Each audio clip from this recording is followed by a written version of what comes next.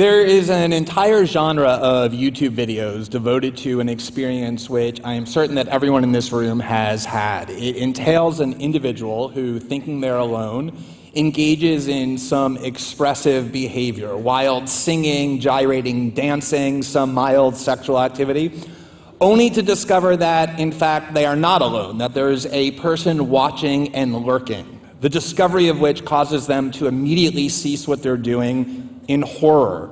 The sense of shame and humiliation in their face is palpable. It's the sense of, this is something I'm willing to do only if no one else is watching. This is the crux of the work on which I have been singularly focused for the last 16 months, the question of why privacy matters, a question that has arisen in the context of a global debate enabled by the revelations of Edward Snowden that the United States and its partners, unbeknownst to the entire world, has converted the internet, once heralded as an unprecedented tool of liberation and democratization, into an unprecedented zone of mass indiscriminate surveillance. There is a very common sentiment that arises in this debate, even among people who are uncomfortable with mass surveillance, which says that there's no real harm that comes from this large-scale invasion because only people who are engaged in bad acts have a reason to want to hide and to care about their privacy. This worldview is implicitly grounded in the proposition that there are two kinds of people in the world, good people and bad people. Bad people are those who plot terrorist attacks or who engage in violent criminality and therefore have reasons to want to hide what they're doing, have reasons to care about their privacy. But by contrast, good people are people who go to work, come home, raise their children, watch television. They use the internet not to plot bombing attacks, but to read the news or exchange recipes or to plan their kids' Little League games. And those people are doing nothing wrong and therefore have nothing to hide and no reason to fear the government monitoring them. The people who are actually saying that are engaged in a very extreme act of self-deprecation. What they're really saying is, I have agreed to make myself such a harmless and unthreatening and uninteresting person that I actually don't fear having the government know what it is that I'm doing. This mindset has found what I think is its purest expression in a 2009 interview with the longtime CEO of Google, Eric Schmidt, who, when asked about all the different ways his company is causing invasions of privacy for hundreds of millions of people around the world, said this. He said, if you're doing something that you don't want other people to know, maybe you shouldn't be doing it in the first place. Now, there's all kinds of things to say about that mentality.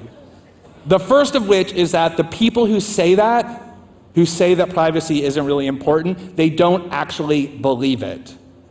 And the way you know that they don't actually believe it is that while they say with their words that privacy doesn't matter, with their actions they take all kinds of steps to safeguard their privacy. They put passwords on their email and their social media accounts. They put locks on their bedroom and bathroom doors, all steps designed to prevent other people from entering what they consider their private realm and knowing what it is that they don't want other people to know. The very same Eric Schmidt, the CEO of Google, ordered his employees at Google to cease speaking with the online internet magazine CNET, after CNET published an article full of personal, private information about Eric Schmidt, which it obtained exclusively through Google searches and using other Google products. This same division can be seen with the CEO of Facebook, Mark Zuckerberg, who in an infamous interview in 2010 pronounced that privacy is no longer a, quote, social norm. Last year, Mark Zuckerberg and his new wife purchased not only their own house, but also all 4 adjacent houses in Palo Alto for a total of $30 million in order to ensure that they enjoyed a zone of privacy that prevented other people from monitoring what they do in their personal lives. Over the last 16 months, as I've debated this issue around the world, every single time somebody has said to me, I don't really worry about invasions of privacy because I don't have anything to hide, I always say the same thing to them. I get out a pen, I write down my email address, I say, here's my email address. What I want you to do when you get home is email me the passwords to all of your email accounts. Not just the nice, respectable work one in your name, but all of them. Because I want to be able to just troll through what it is you're doing online, read what I want to read, and publish whatever I find interesting. After all, if you're not a bad person, if you're doing nothing wrong, you should have nothing to hide. Not a single person has taken me up on that offer. I check that email account religiously all the time. It's a very desolate place. And there's a reason for that, which is that we as human beings, even those of us who in words disclaim the importance of our own privacy, instinctively understand the profound importance of it. It is true that as human beings we're social animals, which means we have a need for other people to know what we're doing and saying and thinking, which is why we voluntarily publish information about ourselves online. But equally essential to what it means to be a free and fulfilled human being is to have a place that we can go and be free of the judgmental eyes of other people. There's a reason why we seek that out, and that reason is that all of us, not just terrorists and criminals, all of us have things to hide. There are all sorts of things that we do and think that we're willing to tell our physician or our lawyer or our psychologist or our spouse or our best friend that we would be mortified for the rest of the world to learn. We make judgments every single day about the kinds of things that we say and think and do that we're willing to have other people know, and the kinds of things that we say and think and do that we don't want anyone else to know about. People can very easily in words claim that they don't value their privacy, but their actions negate the authenticity of that belief. Now, there's a reason why privacy is so craved universally and instinctively. It isn't just a reflexive movement like breathing air or drinking water. The reason is that when we're in a state where we can be monitored, where we can be watched, our behavior changes dramatically. The range of behavioral options that we consider when we think we're being watched severely reduce. This is just a fact of human nature that has been recognized in social science and in literature and in religion and in virtually every field of discipline. There are dozens of psychological studies that prove that when somebody knows that they might be watched, the behavior they engage in is vastly more conformist and compliant. Human shame is a very powerful motivator, as is the desire to avoid it. And that's the reason why people, when they're in a state of being watched, make decisions not that are the byproduct of their own agency, but that are about the expectations that others have of them, or the mandates of societal orthodoxy. This realization was exploited most powerfully for pragmatic ends by the 18th century philosopher Jeremy Bentham, who set out to resolve an important problem ushered in by the industrial age, where for the first time institutions had become so large and centralized that they were no longer able to monitor and therefore control each one of their individual members. And the solution that he devised was an architectural design originally intended to be implemented in prisons that he called the panopticon. The primary attribute of which was the construction of an enormous tower in the center of the institution, where whoever controlled the institution could at any moment watch any of the inmates, although they couldn't watch all of them at all times. And crucial to this design was that the inmates could not actually see into the panopticon, into the tower, and so they never knew if they were being watched or even when. And what made him so excited about this discovery was that that would mean that the prisoners would have to assume that they were being watched at any given moment, which would be the ultimate enforcer for obedience and compliance.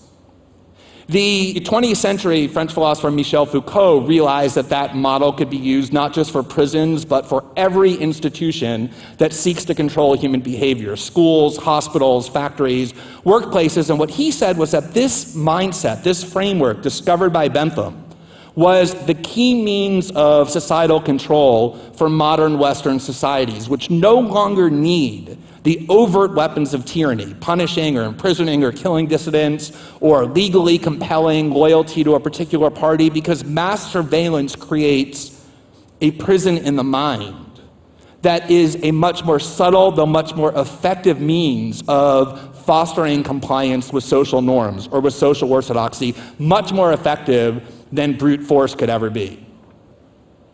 The most iconic work of literature about surveillance and privacy is the George Orwell novel 1984, which we all learn in school, and therefore it's almost become a cliche. In fact, whenever you bring it up in a debate about surveillance, people instantaneously dismiss it as inapplicable. And what they say is, oh, well, in 1984, there were monitors in people's homes, they were being watched at every given moment, and that has nothing to do with the surveillance state that we face. That is an actual fundamental misapprehension of the warnings that Orwell issued in 1984. The warning that he was issuing was about a surveillance state, not that monitored everybody at all times, but where people were aware that they could be monitored at any given moment. Here is how Orwell's narrator, Winston Smith, described the surveillance system that they faced. Quote, "There was, of course, no way of knowing whether you were being watched at any given moment." He went on to say, "At any rate, they could plug in your wire whenever they wanted to. You had to live, did live, from habit that became instinct, in the assumption that every sound you made was overheard, and except in darkness, every movement scrutinized." The Abrahamic religions similarly posit that there's an invisible, all-knowing authority who, because of its omniscience, always watches whatever you're doing, which means you never have a private moment, the ultimate enforcer for obedience to its dictates. What all of these seemingly disparate works recognize, the conclusion that they all reach, is that a society in which people can be monitored at all times is a society that breeds conformity and obedience and submission, which is why every tyrant, the most overt to the most subtle, craves that system. Conversely, even more importantly, it is a realm of privacy, the ability to go somewhere where we can think and reason and interact and speak without the judgmental eyes of others being cast upon us, in which creativity and exploration and dissent exclusively reside. And that is the reason why, when we allow a society to exist in which we're subject to constant monitoring, we allow the essence of human freedom to be severely crippled. The last point I want to observe about this mindset, the idea that only people who are doing nothing wrong have things to hide and therefore reasons to care about privacy, is that it entrenches two very destructive messages, two destructive lessons. The first of which is that the only people who care about privacy, the only people who will seek out privacy, are by definition bad people. This is a conclusion that we should have all kinds of reasons for avoiding. The most important of which is that when you say somebody who's doing bad things, you probably mean things like plotting a terrorist attack or engaging in violent criminality, a much narrower conception of what people who wield power mean when they say doing bad things. For them, doing bad things typically means doing something that poses meaningful challenges to the exercise of our own power. The other really destructive and I think even more insidious lesson that comes from accepting this mindset is there's an implicit bargain that people who accept this mindset have accepted. And that bargain is this: if you're willing to render yourself sufficiently harmless, sufficiently unthreatening to those who wield political power, then and only then can you be free of the dangers of surveillance. It's only those who are dissidents, who challenge power, who have something to worry about. There are all kinds of reasons why we should want to avoid that lesson as well. You may be a person who right now doesn't want to engage in that behavior, but at some point in the future you might. Even if you're somebody who decides you never want to, the fact that there are other people who are willing to and able to resist and be adversarial to those in power, dissidents and journalists and activists and a whole range of others, is something that brings us all collective good that we should want to preserve. Equally critical is that the measure of how free a society is not how it treats its good, obedient, compliant citizens, but how it treats its dissidents and those who resist orthodoxy. But the most important reason is that a system of mass surveillance suppresses our own freedom in all sorts of ways. It renders off limits all kinds of behavioral choices without our even knowing that it's happened. The renowned socialist activist Rosa Luxemburg once said, "He who does not move does not notice his chains." We can try and render the chains of mass surveillance invisible or undetectable, but the constraints that it imposes on us do not become any less potent. Thank you very much. Thank you. Thank you. Thank you.